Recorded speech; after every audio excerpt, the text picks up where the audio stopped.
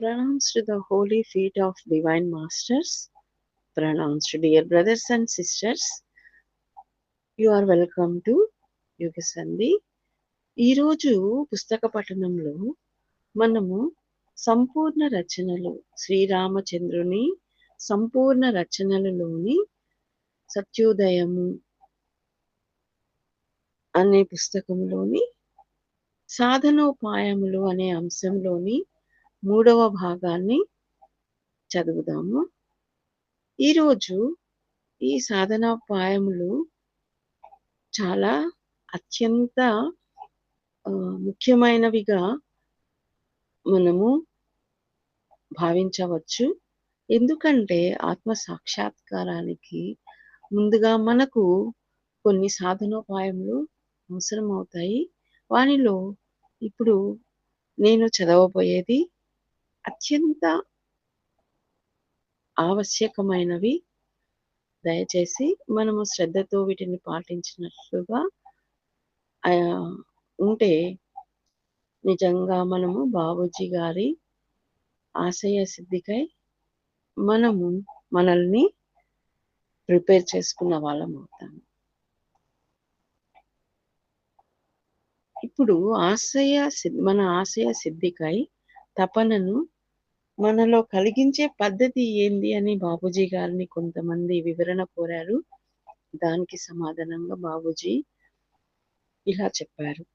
తపనను మనలో కలిగించే పద్ధతి ఏమిటని తరచుగా నా సహచరులు నన్ను అడిగేవారు. గమ్యంపై వారికి గల ప్రగాఢమైన ప్రేమే దానంతట అదే వారిని లక్ష్యానికి చేరుస్తుందని నేను చెబుతాను. గాఢమైన ప్రేమ వలన మనం ప్రేమించే వస్తువుకు దగ్గరవ్వాలనే ఆరాటం సహజంగానే కలుగుతుంది. ఏదైనా ప్రాపంచిక వస్తువును బాగా ప్రేమిస్తున్నామనుకోండి, అప్పుడు దాని తలంపులు పదే పదే వస్తాయి. మనం దానిని గురించి పదే పదే స్మరిస్తాము. ఇప్పుడు మన హృదయంలో దివ్య ప్రేమను పెంపొందించుకోవాలనుకుంటే మనం చేయవలసిందల్లా ఆ ప్రక్రియను ముందు వెనుకలుగా చేసి పాటించడమే.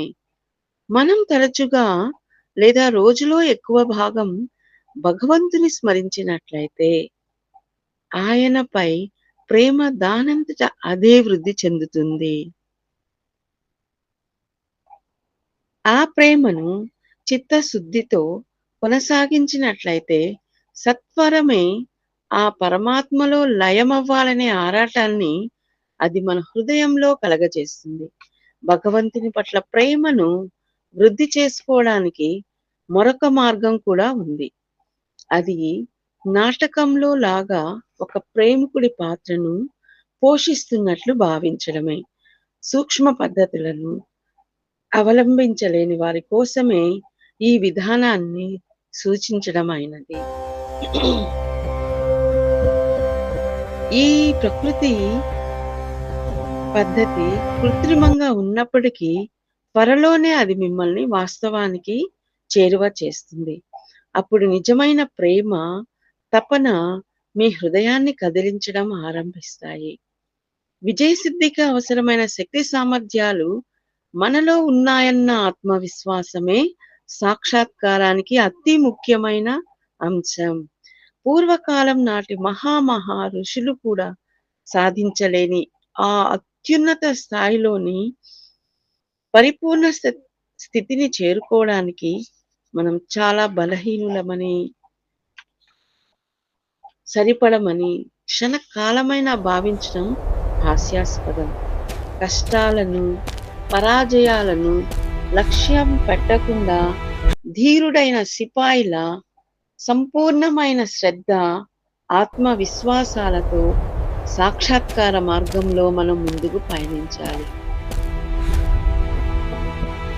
నిరాశలు, నిస్పృహలు మన సంకల్పాన్ని బలహీనపరిచి మన మనోనిబ్బరాన్ని దెబ్బతీస్తాయి.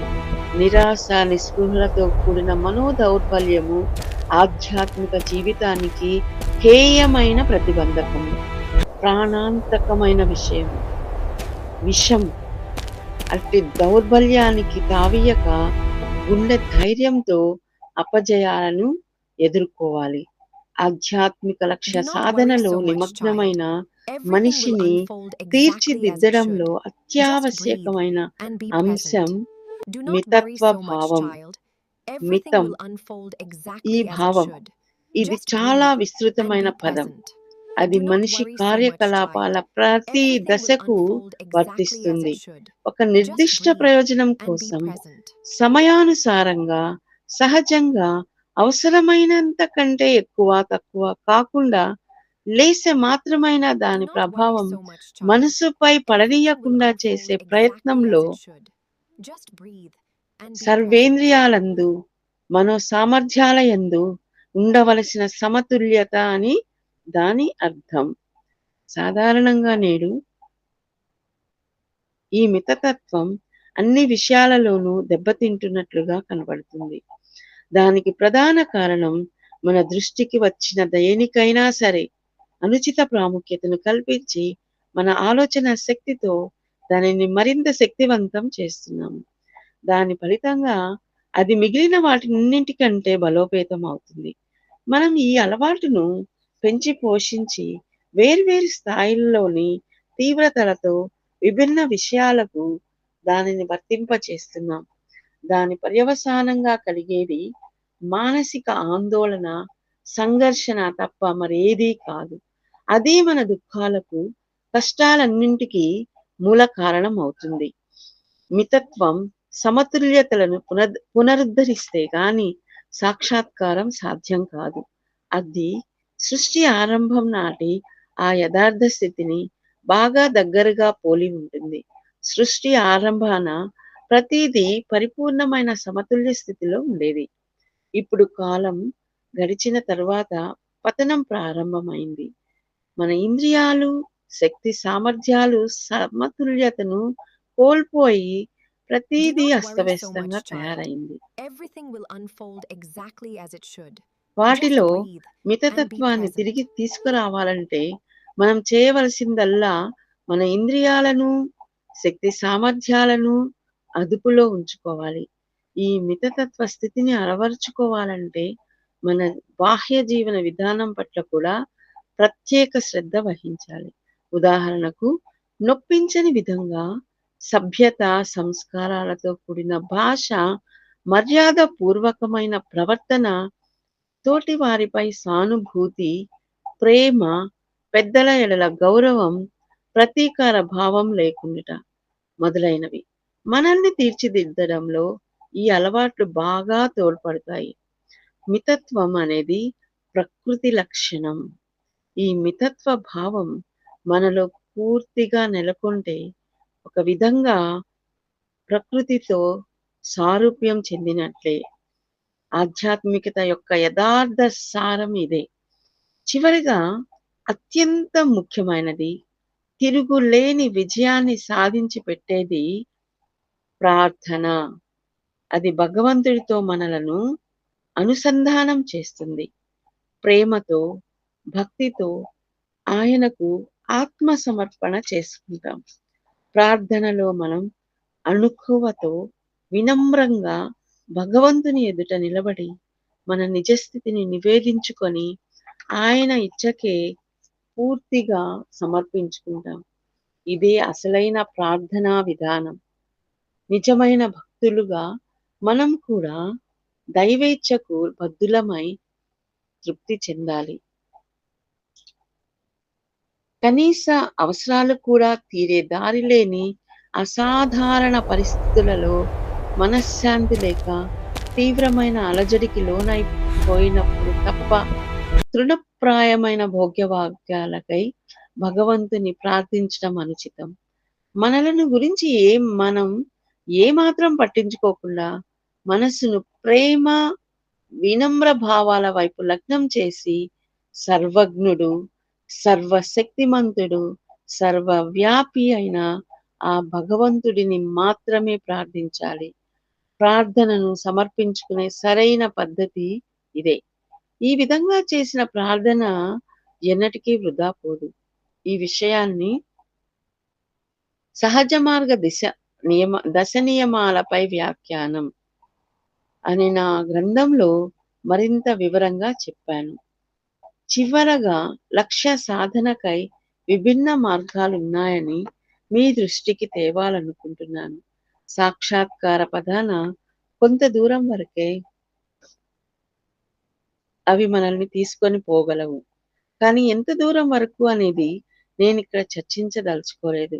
దానిని పాఠకుల అనుభవానికి వారి నిర్ణయానికి మాత్రమే వదిలిపెడుతున్నాను. కానీ మిమ్మల్ని అంతిమ గమ్యానికి లేదా మానవుడు చేరుకోగల అత్యున్నత స్థితి వరకు తీసుకొని పోయేది రాజయోగమేనని, కేవలం రాజయోగం ద్వారా మాత్రమే అది సాధ్యమని నేను స్పష్టమైన హామీని ఇస్తున్నాను. అప్పుడు మీరు పరిపూర్ణ పవిత్రతను పొంది ప్రకృతితో పూర్తిగా తాదాత్మ్యం చెందుతారు. మరి ఇతర సాధన కూడా ఏ ఈ విధమైన ఫలితాలను ఇవ్వలేదు. అందువలన ఈ అత్యున్నత స్థితి మీ గమ్యం అయినప్పుడు మీరు ఈ శాస్త్రీయ విధానాన్ని అనుసరించడం అవసరం. అందుకు సమర్థుడైన గురువు సహాయ సహకారాలు సహజంగానే చాలా అవసరమవుతాయి. కానీ అదే సమయంలో అటువంటి గురువులు లేకపోవడం ఈనాడు తీవ్రమైన సమస్యగా ఉంది కూడా. కానీ నిజమైన అన్వేషకుడు ఆయనను కనుగొనడంలో విఫలం చెందడని నేను ఘంటాపథంగా చెబుతున్నాను. ప్రణామములు డియర్ బ్రదర్స్ అండ్ సిస్టర్స్. ఇంతటితో సాధనోపాయములు అనే అంశము పూర్తి అయినది. దయచేసి మరొకసారి విన్నవించుకుంటున్నాను. మీరు సబ్స్క్రైబ్ చేసుకున్నట్లయితే మనము అన్ని అధ్యాయాలు మీకు సెర్చ్ చేయకుండానే యూట్యూబ్లో లభిస్తాయి. కృతజ్ఞతలు. ఈ చిన్న సేవ ఎవరికైనా ఉపయోగపడినట్లయితే నేను చాలా అదృష్టంగా భావిస్తాను. ప్రణామాలు.